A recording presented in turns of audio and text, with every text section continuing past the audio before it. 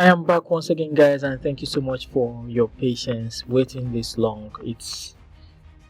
You deserve a round of applause for that.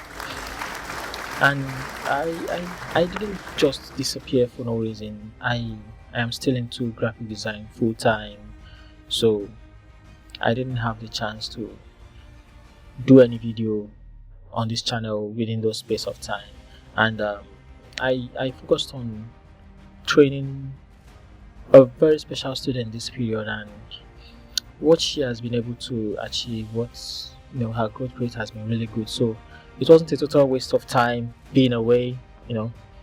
I i i am proud of it that I could make someone become a pro in graphic design. So if you are new to this channel, know that you are at the right place, and you stand a chance of knowing and learning a whole lot that you didn't know before. So please like, subscribe, invite your friends, turn on the notification bell. Just do everything to make sure that YouTube knows that you love this video and you love this channel. There are some other videos in the channel. You can also go and check them out when you are done with this. So we are going to be discussing mockups like I promised you today, and it's been a long time coming. In this video I'll be making 3 mockups. I'll show you how it is made basically, and then I will do another 2 by speed art because those ones take a whole longer time to do, but I will make it fast so that the video won't be so long. And then watching it you will understand everything. So let us get into Photoshop right away.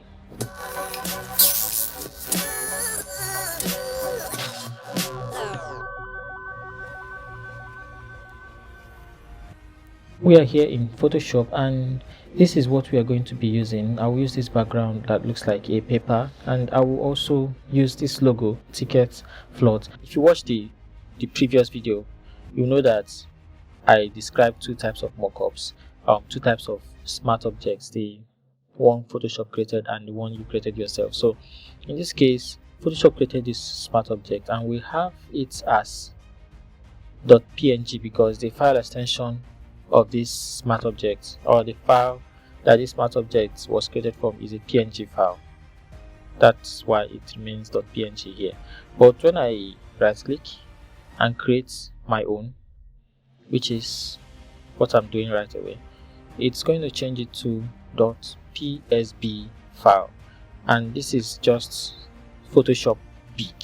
That is just what it means. So here we have .png changed to .psb file, and I will continue with .psb file because when you're using .png file to the one that Photoshop created, you might not get all the features you need to get while you are doing your mockup. So I had to change it to .psb file so that everything I'm putting on will update itself. And secondly, I did not do anything on this background, but this is what I plan to achieve. That picture over there is what I plan to achieve. So let us just get into it. I'll be doing it and explaining along the way. So I will duplicate this and rename this to change logo, or your logo here, whatever you want to name it to, which will indicate that this is the one I'll be using to change the logo. And I'll change the color to red because I just love red, and I will turn it off, and then I will start working on this to achieve that which I want. So I will open the layer style box and add a pattern overlay over it. That is what I want to do first. Add a pattern overlay over it so that I can see what I'm trying to achieve, and then I can add inner shadow, and let's see, let me stop here for now and do some more little adjustment. But I had to make it like this so that any other thing I will do, it will help me concentrate on what I want to achieve. At least this is almost creating that picture in my head to compare with when it was blue. So I can now start manipulating this. And by the way, whatever you change on this does not affect what you are doing here. But if you change inside this area, let's say you double click on this now and change the data here in the PSB file, it's going to update whatever is here, because it was a duplicate. They are duplicates, so they are not separate. They are just double of the same thing. They are not like twins, they are just the same thing. So I will transform now to something like this. As you can see, it's almost taking shape already, but I have seen that the paper does not really align with what I want to do, so I will rotate that a bit as well and expand it to cover up that area. Do some more adjustments. This is just fine-tuning, it doesn't really matter so much. So I think it is more in line now. Everything is now going in the same line. And I'll go back to my main logo, double click on it, and I'll add a little color, not full color here. I'll just add a little white so that it matches with what is here. So I'll make it a little whitish. Yeah, thereabout will be good. And this is the, if you noticed, when I added the white color overlay, it overread the pattern. This is because when we have pattern, gradient and color overlay, the color overlay stays at the top. Photoshop gives it more priority over the gradient overlay, and Photoshop gives the gradient overlay priority over the pattern overlay, and of course the color overlay priority over both of them. So what happens here is, if you put a pattern overlay on your image and then you put a gradient overlay, if your gradient overlay is at 100 opacity or 100% opacity, the pattern overlay will not show. If you add a color overlay over that at 100% opacity, both of them will not show. So for it to show, you have to either change the blend mode of these colors or gradient for the pattern to show, or you just simply reduce the opacity to your taste. So that is what I did here, and I'm going to find a pattern similar to this material. If I don't do that, if I don't find that, I will do something else which you will love to see.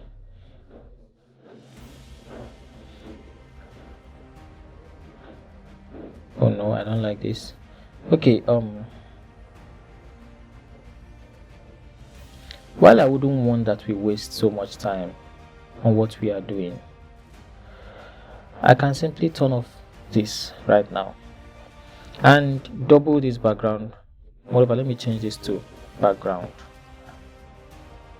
Duplicate it by holding Alt and dragging it over and putting it into, or clipping it into the ticket slot. And then I'll call this inner logo or inner cutout.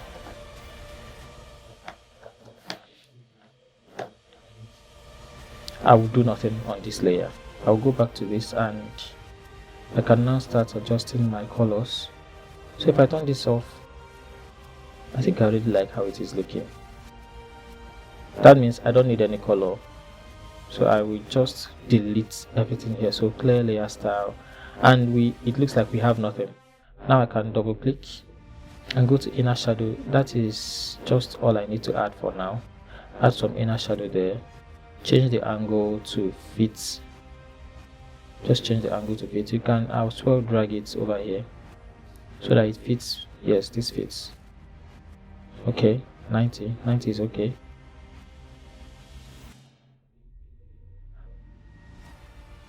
So that it fits, and then add bevel and emboss. I'm gonna change this to, let's just try something else. Definitely not stroke emboss.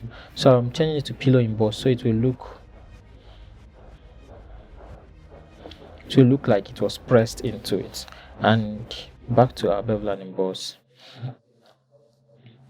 Adjusting this, switch this to down. Will it have any good effects?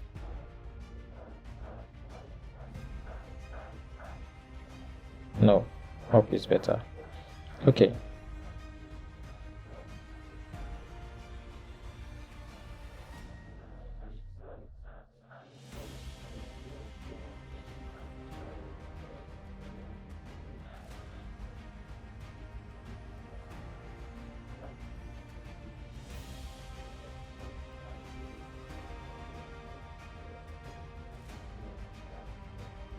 Right now, all I'm trying to do is just to fine tune the whole thing so that it looks really cool.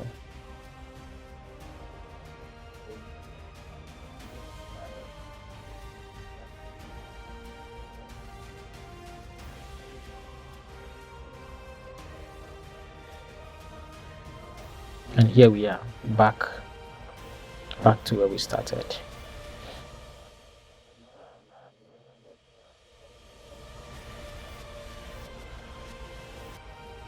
This goes to tell you that I didn't try this out before this video. I just kind of knew how it is being done. I've created some few mockups over the years, and I was just like, well, if I could do it then, I think I can do it now.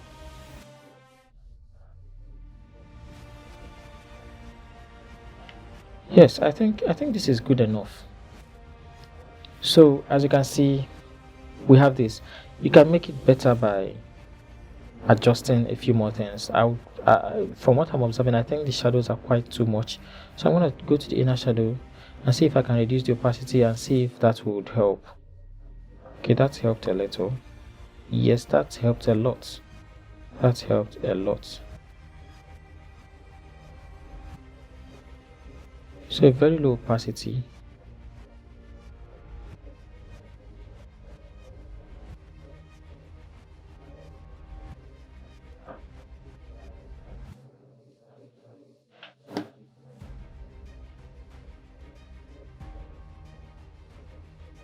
And there we have it. It looks like it is engraved into the paper. So as you can see, creating logos and logo mockups is really simple. It just depends on what you want and how you understand your craft. So how do we know that we've actually created a mockup here? We know so by knowing that whenever we change any feature in this mockup, whenever we change the logo itself, it's going to update to the one we changed to. And how do you do that? You start by changing this area. But before that, let me just organize this this whole stuff. So I'll group this as logo, and this is background, and this is the change logo. Very simple. This is one of the simplest ways to make your mockup. So when I double click and open this, as you can see, I have this area open. I can now bring any logo of my choice and put it in. So here is another logo I designed. I'm just going to leave it this way, or maybe I can make it a little bit less so it doesn't touch the edges of my area. So just 1 pixel less. You won't really notice the difference, but yes, it's not touching the edges. That feels safe. So what I'm going to do now, I've changed the logo. I can delete this one actually, but I just hid it, and when I try to close it, it will ask me whether I'm to save, and I will say yes, please save it. And here we are, we have this beautiful effect on this logo, and we can do it for as many logos as possible, and we have beautiful effects. So that is one way to create it, and we are going to go into 2 more logos, which I'll do really fast, a speed that, and here we go.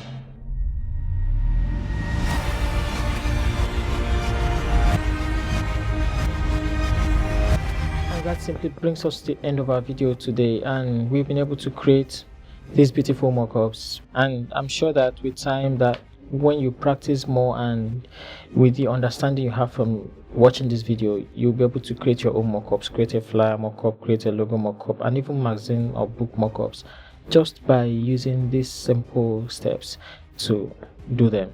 Always make sure you convert it to a smart object, and make sure that you get your shadows and highlights right, and yes, you are done. That's just pretty much that. If you love this video, please hit the like button and share with your friends. Subscribe to the channel if I have been able to impart some knowledge into you, and what else, turn on the notification bell, and I hope to get used to saying these things, or not, but yeah, you know what to do. Like, share, subscribe, turn on the notification bell, and see you next time. Bye.